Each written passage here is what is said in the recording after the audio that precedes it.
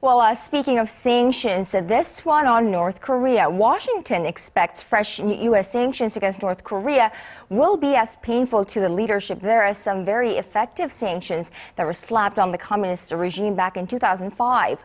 The new set of sanctions are aimed at blocking any financial support from the outside world to Pyongyang. Our Park Ji-won reports. U.S. House Foreign Affairs Committee Chairman Ed Royce says a new bill that passed the House this week will hit the North Korean leadership hard.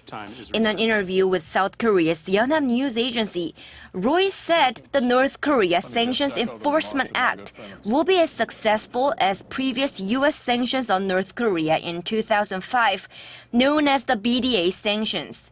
The BDA sanctions are considered some of the most effective ever placed on North Korea. They not only froze a key North Korean account at the Banco Delta Asia in Macau, but the measures also forced other financial institutions to pull the plug on their dealings with Pyongyang. The sanctions were lifted later in nuclear negotiations with the North. Royce said the new bill, like the previous BDA sanctions, aims to restrict North Korea's access to international financial institutions by targeting foreign banks to facilitate the North's illicit trading like money laundering and smuggling. The bill has a secondary boycott article which can sanction third country financial institutions or companies for trading with the North in violation of UN resolutions.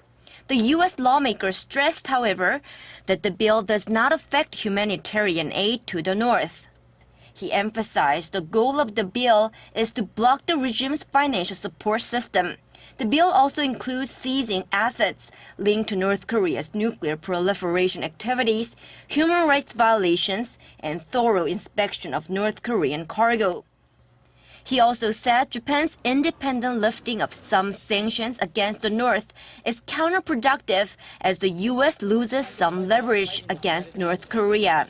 Royce added the international community needs to move together in terms of imposing sanctions against the North. The bill has to pass the Senate and be signed by President Obama for it to become law. Park Ji-won, Arirang News.